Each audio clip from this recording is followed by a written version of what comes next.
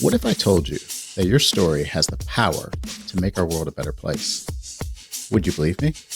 Would it make you want to share your story more?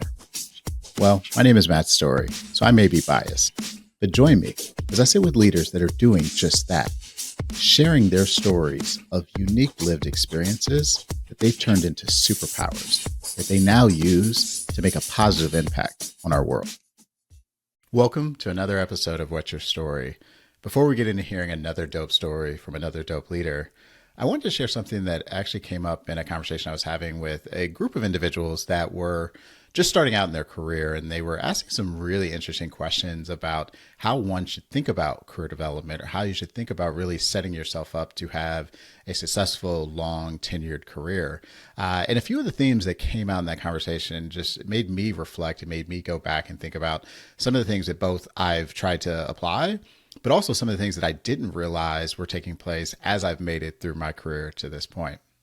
So first and foremost, I just want to kind of, break the myth that any of us have planned out our careers to be exactly how they've played out. Yes, you can have aspirations. Yes, you can have 3-year, 5-year, 10-year plans. But I think you'd find it very rare the person that's actually executed everything on that plan to a T. What usually happens is we have general territories that we're interested in, and we kind of follow that territory, and then we get exposed to many new things. I take myself, for example. Most of the jobs I've had over the last 15 years didn't exist. And if they did exist, I wasn't even thinking about them as a potential job that I could fill. And so there was no way that someone, coming out of school, someone starting their career, could even fathom filling these roles that didn't actually have a role to fill back then. And I think sometimes when you look at someone's LinkedIn or when you look at someone's resume, you can assume it's been up and to the right. You can assume that it's built experience, on promotion. But really what happens is we look back and we are able to tell a cohesive narrative about what our career has done, which gives you the impression that it was well thought out. It gives you the impression that it's something that really hit all of those sequences of key milestones that we planned out for ourselves. But again, I think you would find it very rare to find an individual that has been in their career for 10, 15, 20, 30 years that is true for. A lot of times it really is just a bunch of dots. And it's easy to look at those dots over time and to connect them and to say that's how you're able to form this unique journey that you've taken. But overall, I think it's really hard to do that from the get-go, to do that from the start. So I just share that because I think that's something that we don't think about going forward. The second thing is when you're usually working through your career, many times you're doing things that someone has laid out for you, whether that be a mentor, whether that be a parent, whether that be someone that you've been watching from afar, someone's book you read. We can sometimes think of their journey as one we want to follow. And I think that that's great for inspiration, but what can sometimes trip us up is that many more times than not, that person's story that we're following isn't really meant for us to follow in their footsteps. Yes, we can learn from what they've taken, but there's so many variables that have led to that person being where they are that may not apply in our particular journey. And I like to think of it as your career is less of a road where you're kind of going where the road takes you, or you're getting off on the stops that have been predetermined. And it's more of a path that you're creating. And you're creating the opportunity to stop. You're creating the opportunity to go right, to go left, to take a step back, to take 2 steps forward, and really to go into the uncharted and to recognize that more times than not, you're creating a path for yourself that no one else has had the opportunity to walk those steps. And so again, looking at others' journeys is great for inspiration. It's great to, more times than not, listen to what worked and what didn't work, and to appreciate both sides of that you can then apply to the path you're on. I think the third thing that really stood out in our conversation is knowing where you actually get value, knowing where you're able to actually get benefit from. Because when we come out of school, many times we're used to a grade system. We're used to going into some type of environment, we put in work, and we get a grade back. And that usually tells us how we performed in that particular time period. Well, your career doesn't really operate that way. And we can sometimes assume that whether it's promotions, it's pay, it's bonuses, that those are the equivalent of grades. But more times than not, we really should be looking at, well, what do I actually want to get out of this experience? What are the things that I value? What are the things that I appreciate that are going to make me more aligned with where I want to go, whether it's that path I'm creating or me as an individual? What are the things I truly value? And I think a lot of times, if we don't have a good sense of what those things are, we can follow some of those other characteristics, some of those other things like pay, some of those other things like promotions or new job titles that aren't going to necessarily lead you to where you want to be. And so that's some of the things that came up in that conversation. I thought, it's something that stood out to me. It's something that, again, reflecting on my own journey, I don't know that I always had that in my purview and really what I was thinking about, but it's definitely held true as I've gone throughout my journey. My guest on the pod this week is a hospitality entrepreneur and a creator who is named one of the top 100 social media influencers in the hospitality industry for 2024. And we just found out that his podcast was listed as one of the top 22 podcasts in the hospitality industry in 2024 as well. So I'm really looking forward to hearing more about his story. So please welcome Russell L. Edmond to the show. Thank you. Thank you, Matt. How are you today? I'm good. Thanks for jumping on the mic and joining me and, wearing a different role than you normally play, because I know you're usually on my side of the table doing the interviews. But before we get into learning more about your journey and your story, I'm wondering if you could take us back and maybe give us a glimpse into what little Russell may have been like. That's a good one. Well, I don't know how far you want me to go back, but I'm not originally, I live in Los Angeles now, but I'm not originally from Los Angeles. I'm from California, but small, country desert town called Blythe, California, which sits on the California-Arizona border. So it's about 4 miles from Arizona. So it sits on Colorado River. So we grew up, swimming, fishing, hunting on the Colorado River, which is, a lot of people don't realize. They just think that, first they think I don't know how to swim, and I do, and they don't know.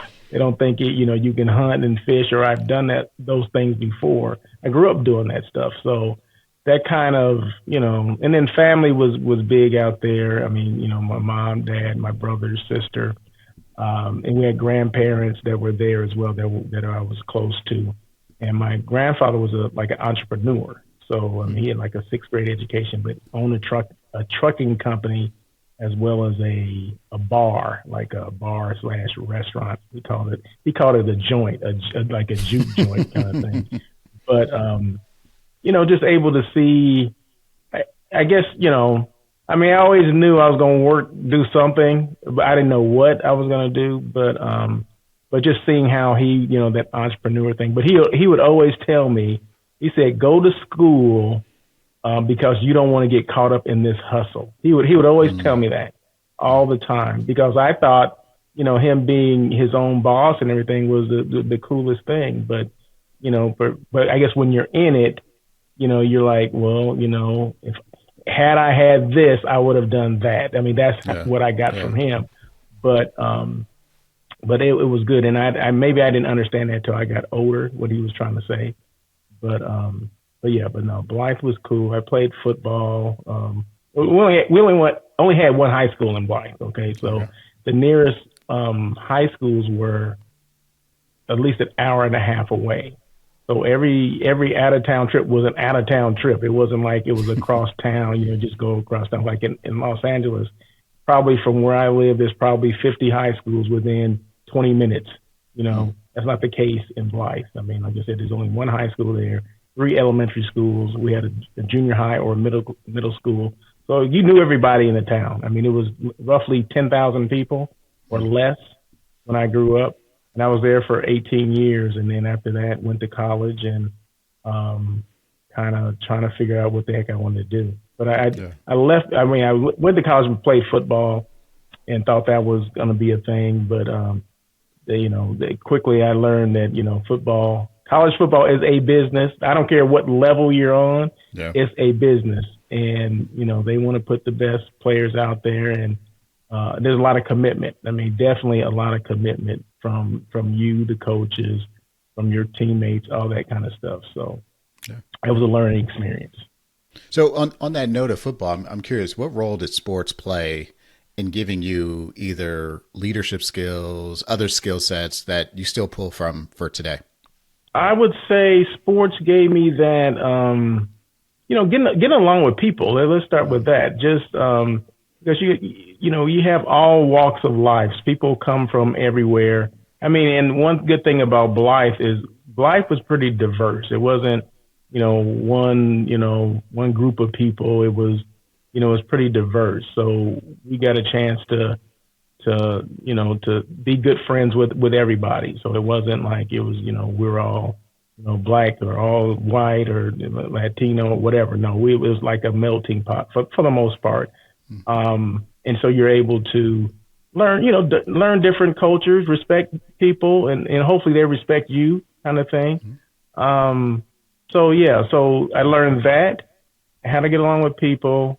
Leadership, as you get older, I mean, you're trying to learn. I wasn't, as I look back, I mean, that's a good question. As I look back on it now, as far as leadership, I mean, you always led by example. You always led by what you did on the field for the most part. And people didn't respect you. If you couldn't hold your own on the field, they weren't going to respect you as whatever, a potential leader or anyone that had a voice or whatever. They didn't care less. Because I can just see, I just think back on some times when, people would get into, fights and arguments on our team, within our team. But it was interesting, in fact.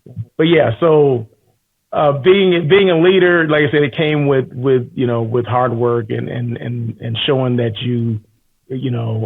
showing that you weren't going to take any crap on the football field. Now, as a junior, I would see the seniors that would do some of that, and some of them rise to the top. But when we became seniors, and then then they were looking at us. Then the lower classmen are looking at you to see what you do, how you handle certain situations, or whatever. Even off the field, and normally you don't even really think about that. You just think about we're playing, we're on the field. I lead by example on the field, but then they start looking at you when you leave the field too. Mm-hmm. And it wasn't just me, it was like teachers. Like I remember this vividly that, and it made me change how I was as a person. I was, I was always not always late to classes, but this one particular class, I don't know why, I would always, as soon as the bell rang, I'm coming through the door, right? So I wasn't, overly late, but, the teacher was closing the door as I was going in. And she stopped me. She says, "Why are you always coming in at the bell?" Basically late. And I said, and I didn't say anything. I just kind of looked, and because she had more to say, she said, "I see you on that football field. You're faster than what you portray here. So I basically, if you can run these quarterbacks down, you can make my class on time." Yeah. And it just made me, I just paused and like, you know what? I didn't say anything to her. Like I said, I don't know if I was shocked that she even said that, but I just like looked and I just kind of was just taking it all in. Mm-hmm. And I thought to myself, I said, she's absolutely right. I didn't have any comeback for it. I wasn't going to, I would never disrespect the teacher, but I was just like, I had no comeback. I just listened. I said, "You're absolutely right." And from that day on, I made sure that I was on time to all the class, not just her class, but all of them, because I'm noticing at that point, that people are watching what I do, right? And that's important that if you gonna be a leader, you have to make sure that you have to make sure you're respecting everybody, not just the people in the field, but the people that off the field that may have some type of interest in your well-being or your being a leader or whatever. So. What I love about that story is that the idea that you never know who's watching, and the fact that you set a standard on the football field that teacher said, "I want you to keep that standard in other facets of your life," and just really realizing, well, one, people are always watching you, but two, you never know who are those people that are going to hold you accountable. And really she was in your corner. She wanted you to do well, and she was using a way to kind of, motivate you through what may have been funny or may have been actually off-putting at the time, being a student. But she was able to actually do that and actually be in your corner to really help you achieve all the things you would, obviously go on to be able to achieve. But Yeah. I want to jump into your journey. And, as we talked previously and, I did my research, you were able to rise through the ranks of the hospitality industry and achieve a lot of things. And from the outside looking in, it's really impressive. But as we talked, there were a number of twists and turns along that journey. And so I want to kind of unpack that a little bit. But before we get into the twist and turn, can you just share like what drew you to the industry, or how did you get your footing in hospitality? That is, yeah, my journey was, and I always say no two people got in this industry alike. And it definitely was not it's definitely, evident with me. I didn't know what I wanted to do. When I was in college, I didn't know what I wanted to do. I majored, and I went to a junior college first before I went to a 4-year school, because of, I was trying to, pursue this, this football thing first.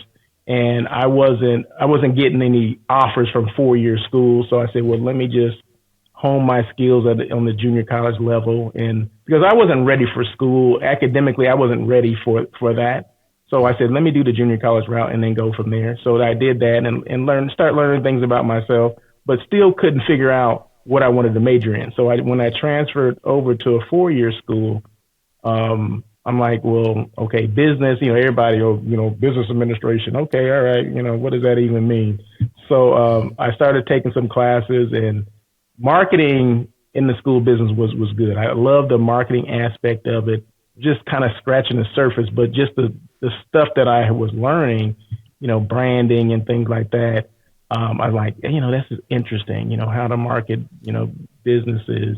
And, you would get these projects and you had to present. And I love presenting, a business or a company and things like that, talking about, the revenue that they're making and the product that they're making, all that kind of stuff. And professors would say, oh, you have this flair for presentations and all this stuff. I'm like, okay, thank you. I'm just up here talking, you know what I mean? So that's all I'm doing. But like you said, people are watching you at every, step of the way. And I still didn't know what I wanted to do. So I went marketing. I went to operation management, which was part almost like a industrial engineer and part business. And those weren't what I wanted to do. I just couldn't see myself. But you got to think about, for the next 30 years, I'm going to be doing this. And that wasn't what I wanted to do. Right. So, and everybody else that, my friends, they were taking that same path, those paths. And I'm like, it's got to be something else. So I started looking at, I heard about this hospitality program. I'm like, what does that even mean? Because I stayed in hotels as a kid, with my family, but I didn't think about it being a career, a viable career. So it had a program. It was under the School of Business. It was called Hotel Restaurant Travel Management, HRT. That's the acronym. Hotel Restaurant Travel Management. So I started taking a couple of classes, and the first class I remember was Hospitality 101, and they talked, and they literally, back then, they weren't semester classes, they were quarter. I went to Cal Poly Pomona. They were on the quarter system at that time, and that's 10 weeks, right? So 10 weeks, for a quarter. So for that whole 10 weeks, they talked about McDonald's, and I was like, I go to McDonald's, that's fun. But you don't realize that McDonald's is a business, right? As a kid, you just think about the food, Happy Meals, families, kids, whatever. But it started dissecting, how McDonald's started, the systems they put in place, and how basically back then they were ahead of their time when they started. McDonald's started in the late 50s, I believe. And they were ahead of their time as far as, how the operations work, the systems they had in place, and, the type of products they use. They only had the potatoes. I remember French fries was a big deal. My professor spent about 5 weeks talking about the French fry. And I'm like, is it all this serious? That's what I'm thinking, right? But it was interesting. So I said, from that class, I took another one. Mm-hmm. And but the one thing I did not like about the program, it was heavy food and beverage.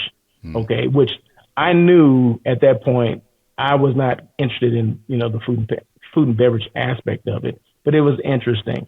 So, and then I took a hotel related class, and that just kind of drew me in further. Like, okay, this sounds good and interesting. And then when you throw in like a marketing piece or branding into it, I was sold at that point. I'm like, and it was all depending on the professor too. There's the professor, and I remember him to his name, Dr. Glenn Voss.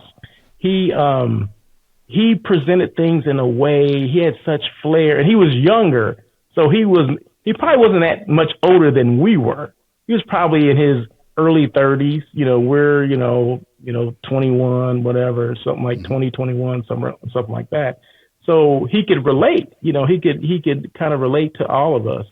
And he was I looked at him, he's just a cool guy. You know what I mean? Like, okay. So I started drinking the Kool-Aid. I'm like, okay, yeah, this is what I want to do. And like I said, not knowing what it really entailed, because once again, I still didn't have any hotel experience, but I just knew I wanted to be in a hotel somewhere. So that's what got me into the major, the hospitality major. And then, like you said, you start taking classes and start, learning more about the industry and, picking people's brains, because a lot of people, like I said, they were on this food and beverage track. They wanted to be restaurant owners or restaurant managers. And that wasn't me. I'm like, nah, you guys can have that. I mean, and there were so few people that were on the hotel track, which was kind of interesting to me, but I'm like, okay. So my first job, I don't know if you want me to keep going, but my first job offer was the Sheraton in New Orleans. Okay. It was a sales manager, because we had did this presentation. We had done a group project for a hotel. It was a Sheraton at Sheraton Gateway, LAX, which is still there. Hotel is still there. In fact, I go there and I always reminisce about, being there as a college student. We had a project, and we had to revamp their food and beverage from the marketing aspect to, different concepts and things like that. We came up with this sushi concept, turning one of their bars into like a sushi bar. Back then, there was no sushi bars in hotels at that time. So we came up with this concept of sushi and a raw bar, and we marketed it. So we were able to present this to the executive staff of that hotel, right? So it was an HR director, there was the general manager, there was the food and beverage director, there was the director of sales and marketing. All these people were there, and during this presentation. This was a whole 10-week class, right? So instead of, having a class on campus, we actually went to the hotel and spent, several weeks, kind of researching and doing all these things. In our class, it was maybe it was my senior thesis, I think. And it was maybe about 10 of us, maybe it was no more than 10 students. So we got to know each other, and we got to present things. And my job was to present, for the most part, present the overall, whatever what we were going to do. Everybody had their own part, but mine was, more of a presenting. And I remember they loved the presentation, right? In fact, they even implemented some of those things. But the thing that I was intrigued about was the HR director came up to me after and said, hey, you got this real flair for presentations and sales and all this stuff. I think he said, I have this connection with the Sheraton in New Orleans. Would you be interested? I'm like, at that point, I didn't have another option. So I'm like, okay, yeah. But when he talked about sales, I didn't know what sales was. I'm like, what are you selling? Because once again, I never worked in a hotel, right? Now, in order to graduate from the program at Cal Poly, you had to have 800 hours of experience in something. It could be food and beverage or whatever, hotels, whatever. Well, my experience was a catering company. So that was my experience, right? So I didn't have any hotel experience. So when he presented, and then I interviewed for that job, and I got the job, right? They offered me the job. And this was all via phone. I had never been to New Orleans. Oh. And to this date, well, I was going to say to this date, I haven't been to New Orleans, but no, I have been there maybe once or twice. But I turned them down because I said, I don't know what I'll be selling. And then just so happens the same time I was interviewing for that job, I had met some Marriott people at a job fair, and they basically almost hired me on the spot. So I had a job 6 months before I graduated from college, right? And the Marriott it was going to be a trainee. It's called their ID, individual training program, where you would learn front desk, housekeeping, restaurant, all those things, and you could be a general manager, right? So that's what I needed, right? So that's what I took.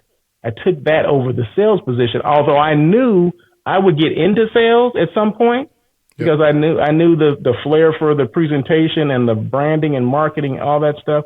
I knew that's what I wanted to do long term, but in the short term, I didn't know how a hotel operated. I didn't know how one department, depending on another department, I didn't know any of that stuff. So I said, you know what? I'm flattered that, the Sheraton in New Orleans wants to hire me, but I don't know what the heck I'll be selling. So I need to take this job with Marriott so they can show me the ropes, right? Yeah. Show me the SOPs and all this kind of stuff, which was great because, Marriott, to me, to this day, is the best company ever, by far as hotel training, as far as employee training, management training. Because, like I said, the SOP, standard operating procedures, they live by that stuff, right? So if you need to go to the bathroom, there was a SOP for that. You know what I mean? You couldn't just abandon your post, unless you communicated with, a superior or whatever. And there were certain restrooms that you had to use. You couldn't use the public restrooms where the guests use. You had to go, to the employee restrooms. Mm-hmm. Things like that I needed because I needed, to learn the hotel industry, and I needed discipline as far as, things that I was learning and, how to treat guests and all those kind of things, right? So all the things that Marriott was known for. So that's how I got into this industry. Yeah. And my first job was a housekeeping manager trainee. Wow. Well, I'm going to fast forward us a little bit because you had a number of roles, you switched around, you moved things. And, I think one of the times we sometimes have ideas of positions or levels in our careers that we want to get to. And you would ultimately make it to the prestigious level of a general manager of a hotel. And a lot of times people would consider that, that's a mountaintop, like you're the boss. But for you, it sounds like you learned a lot about yourself through that experience that maybe it wasn't the mountaintop you thought it was going to be. So I'm curious, as you were progressing through your career and you got there, what did you learn about yourself? Well, I think I learned, let's see, because I've been to 14 different hotels, right? So one thing that I learned, that especially when I got into, I went through the first, I want to say 6 or 7 years of my career were in operations. So that's housekeeping, that's front office. I became a night manager, an assistant general manager. So you kind of learn all the inner workings of how every department works together, right? If that's banquets, then I got exposed to more food and beverage, and banquets and all that stuff. So as far as operations was concerned, I knew exactly what I needed to do. Now, I had never wanted to be a general manager. Never. That was not, that was not the goal.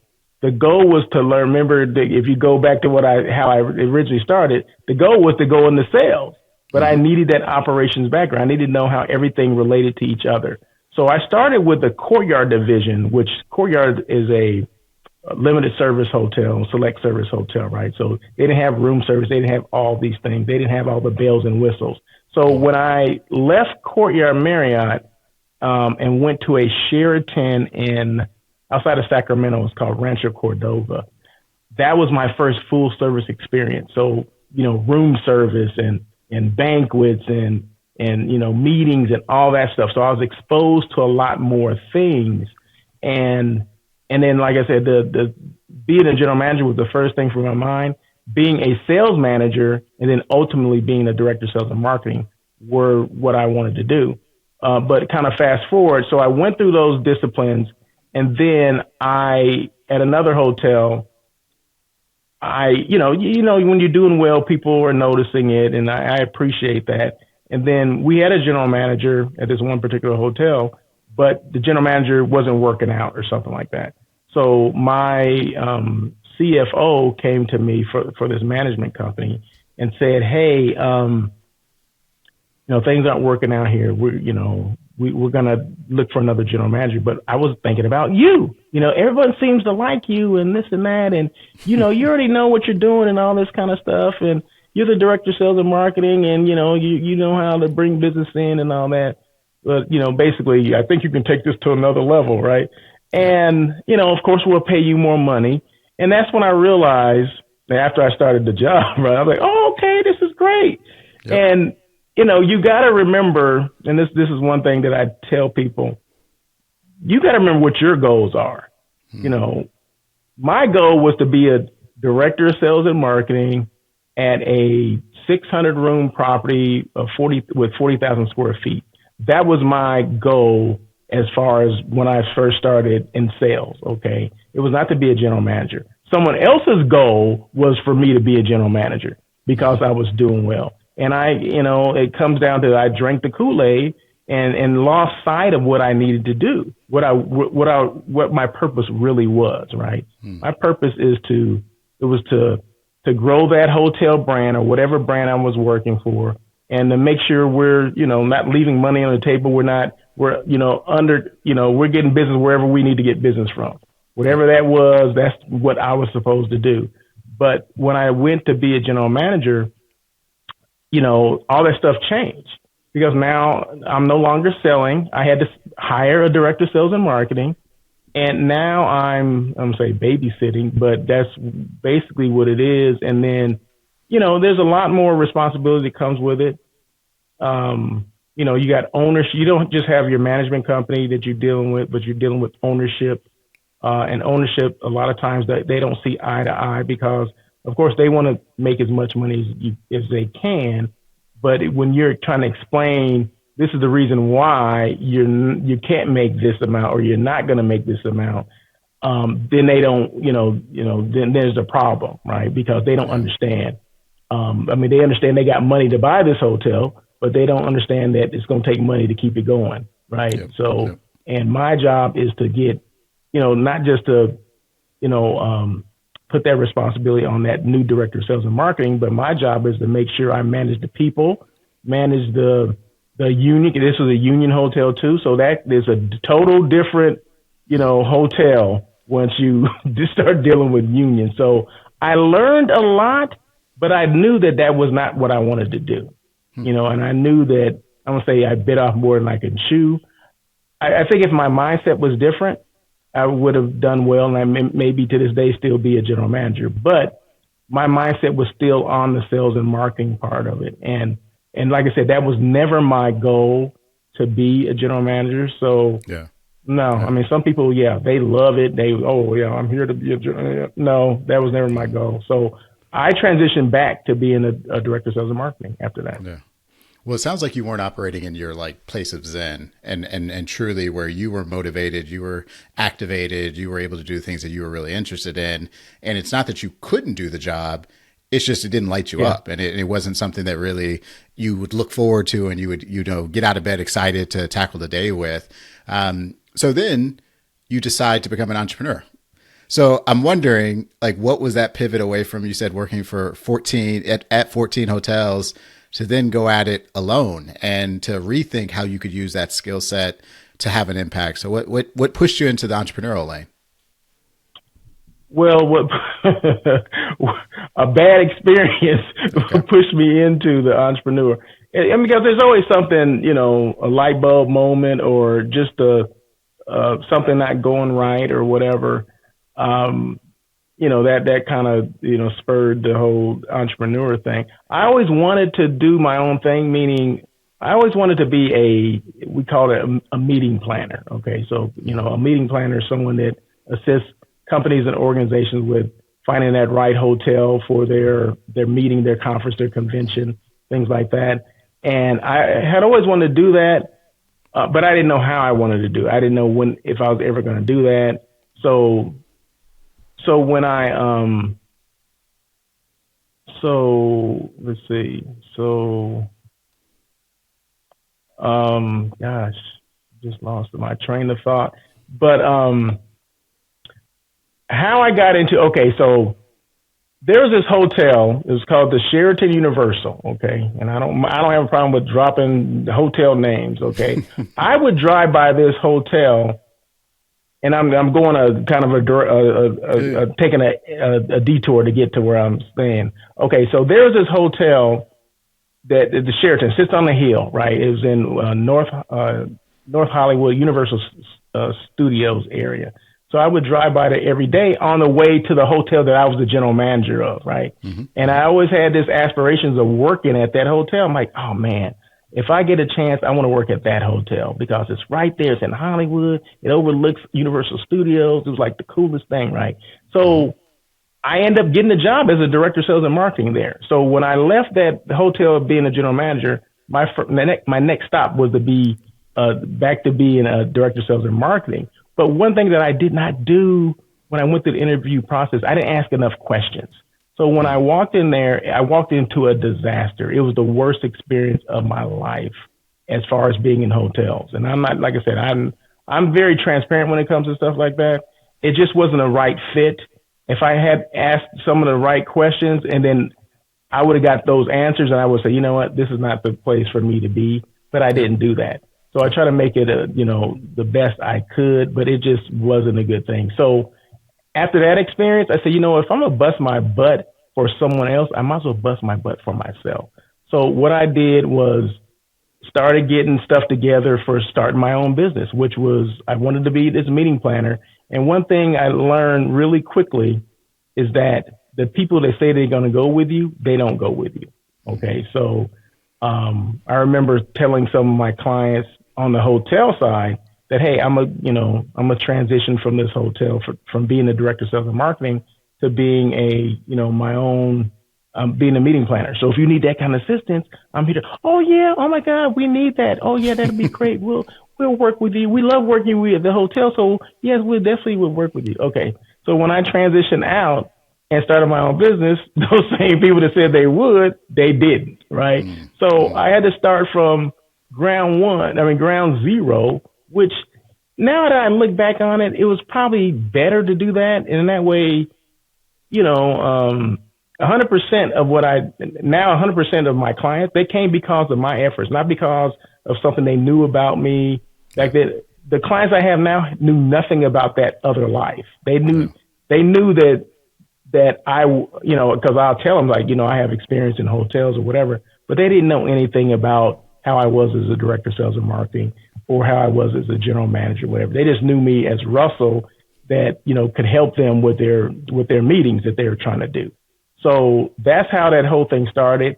And it started off as just 100% just meeting planning, but then it kind of went to like, cause some hotels would need assistance with, we call it task force, where they would need assistance with maybe a task force director of sales and marketing. And a task force person is there temporarily to assist the hotel because they've either lost a director of sales and marketing or they're in limbo. They're waiting to hire someone. So instead of just kind of floating with no one in that position, they bring somebody in to kind of right the ship until they hire somebody. And that's the same with a general manager. So I've done a task force general manager and I did a task force director of sales and marketing. And those positions, they can go from a week to like 6 months or to a year. I mean, it just depends. And, but you have an expiration date. And that was a good thing about those things. You know that you're not going to be there long term. You're just there just to kind of keep the ship going in that right direction, hold people accountable. And then once that expiration date hits, you leave, you either go back home or there's another assignment for you to do.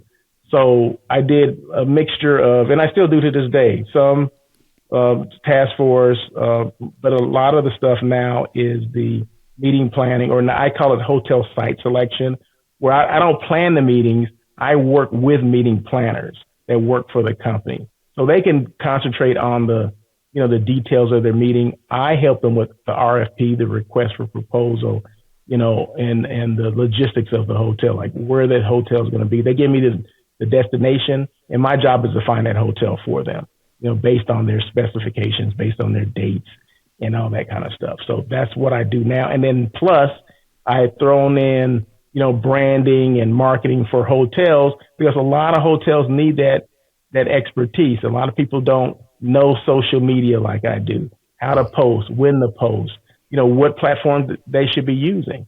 And then, of course, from that came a podcast. Yeah. Well, let's talk about the podcast, because you've mentioned a couple times that people have told you you're really good at presentations, or you're really good at like bringing people in. So obviously, naturally, going to a talk show podcast type format would make sense for someone that's good at that. But I'm curious if you could share the idea of how you got into podcasting, because I thought it was just fascinating how you found yourself as having your own show. Yeah, that was definitely interesting. So back in 2018, I was, I'm Russell. I don't know if I'm Russell of hotels at that point back in 2018. So I was dabbling with, and I was really good with social media, right? I would post things. I would find myself going into hotels, taking photos, videos, whatever, and posting them on Instagram, Facebook, whatever.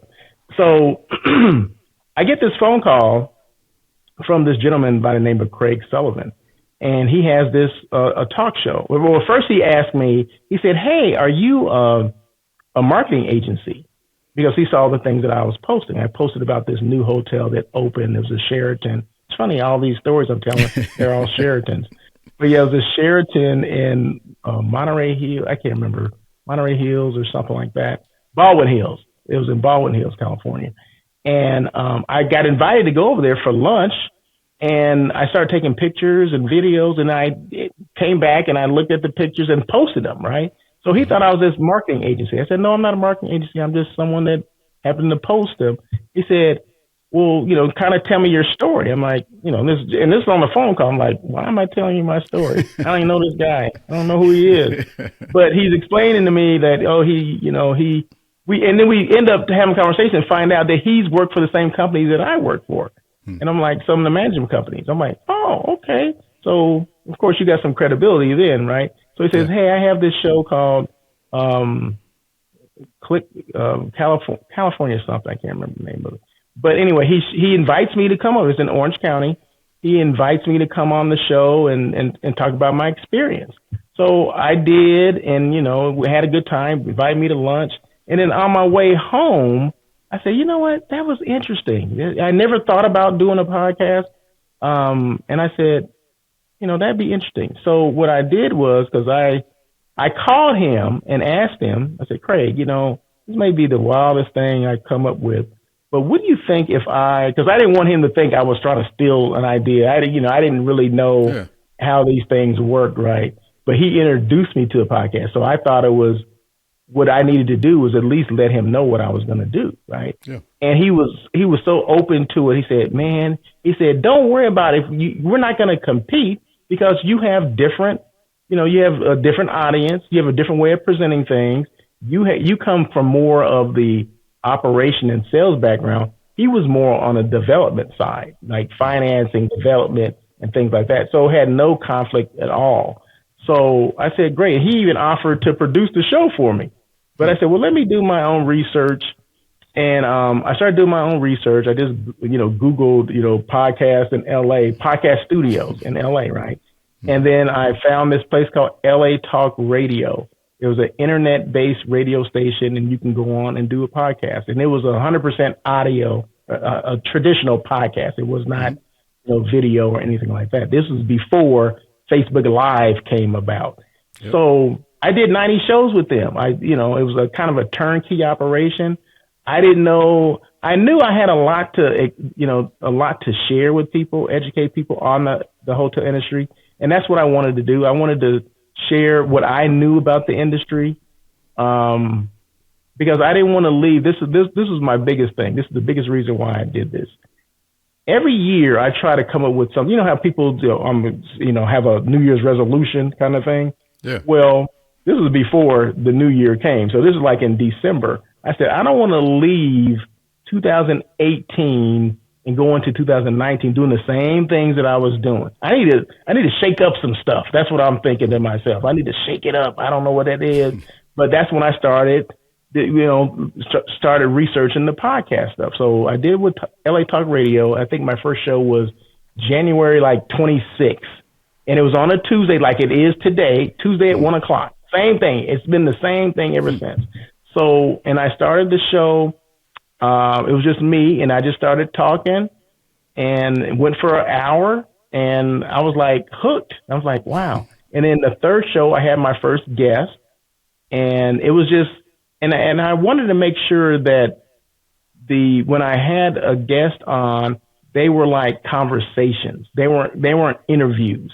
Like, I'm not interviewing you. You got a job, I got a job. Okay. So we're not interviewing like that. It's more of a conversation. We're, talking about, how you got in the industry, because no two people got in this industry alike. So everyone has a whole different, unique story.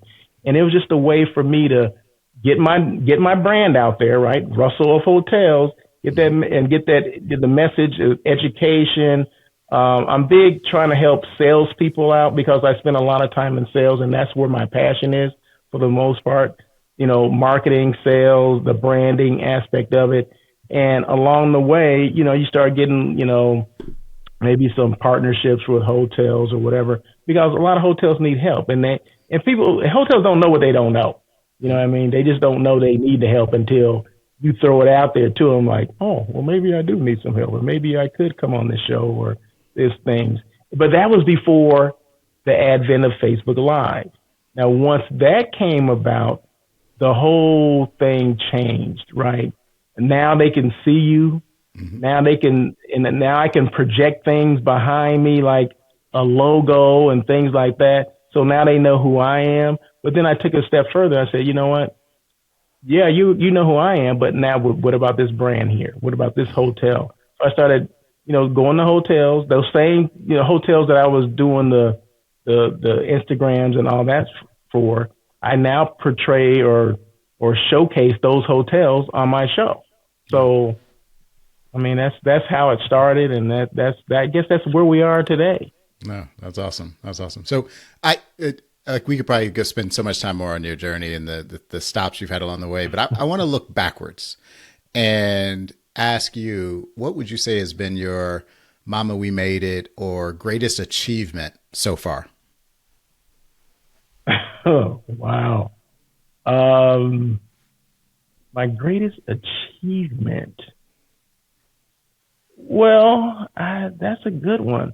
I mean, I could say the podcast has been, because it's something that was unexpected, something that I created on my own, right? Yeah. So something that, someone maybe have lit that fire, but you have to take it a step further and make it happen, right?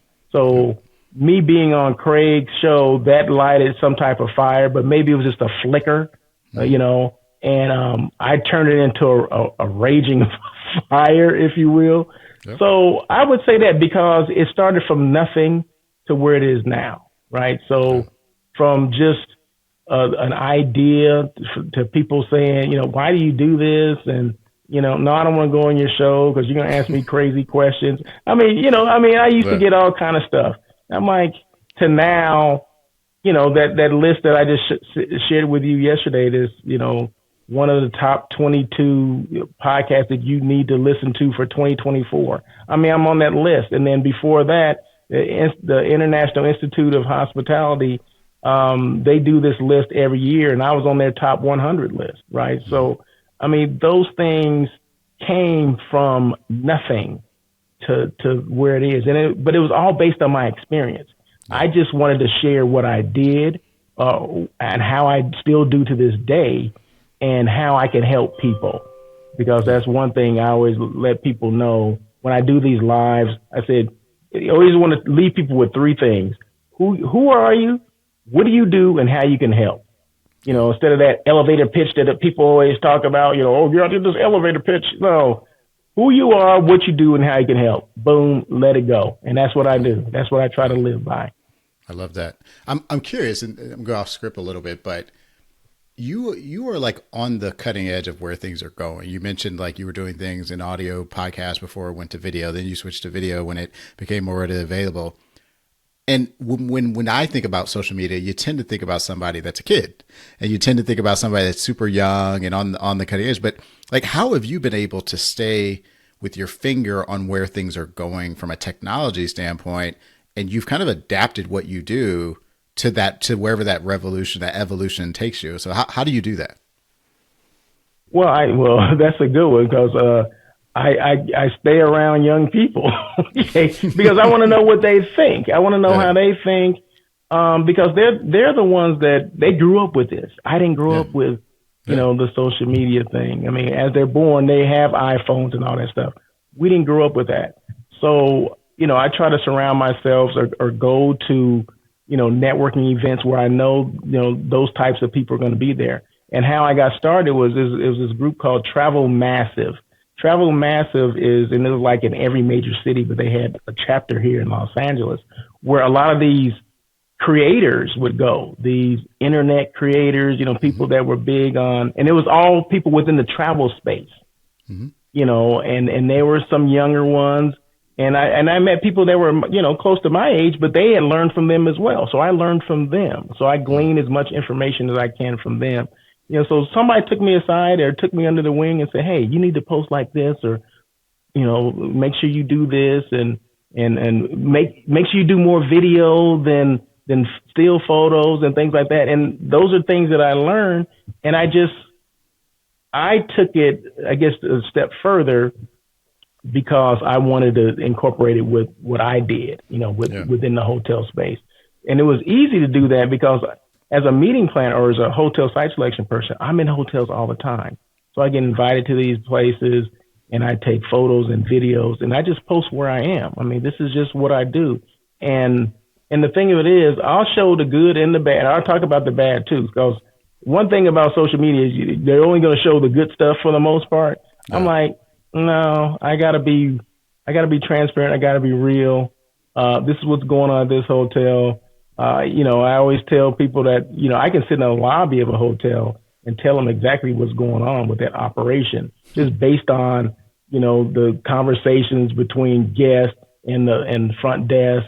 And if there's a manager presence, the hotels that have the manager presence are pretty much the ones that are doing a good job. The ones that don't have a manager presence, they're not. I mean, it's just easy. And I post stuff about that, right? I'll show videos in the lobby of what I'm seeing and you can see, what's going on. So I just wanted to take it to another level.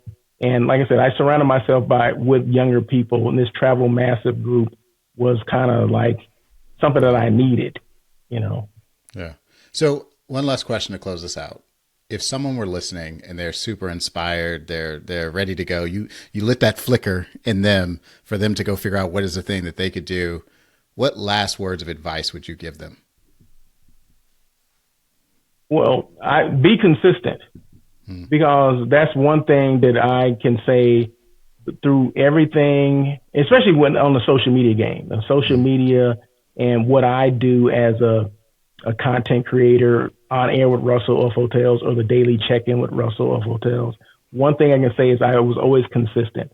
I've done 270 shows, right? Because I've been consistent.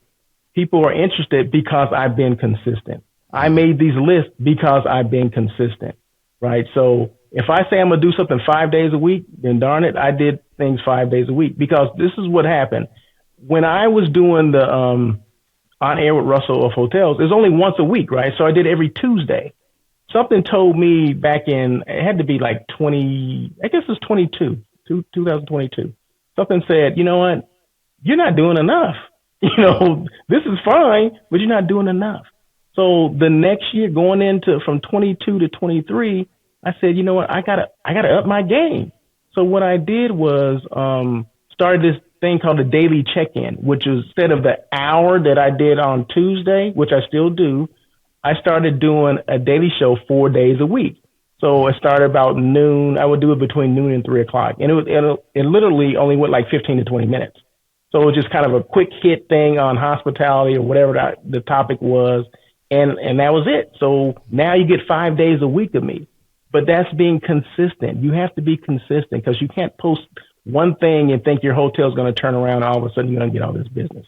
So any advice I would give for people getting, especially if you're getting into this industry, the hotel and hospitality industry, be consistent and be yourself. Don't try to be someone else. Just be who you are and embrace who you are, and let people know this is me, and I'm here. Either you're gonna like it or not. You know what I mean? So yeah, just be consistent and stay yourself. Stay within yourself. If you want to hear more stories like this one, just search for What's Your Story with Matt Story wherever you listen to podcasts. Click the follow so you don't miss out on any of our future episodes. And please leave a rating and a comment so others can find the pod as well. And lastly, if you want to follow me and see what I'm up to, just go to LinkedIn and search for Matt Story.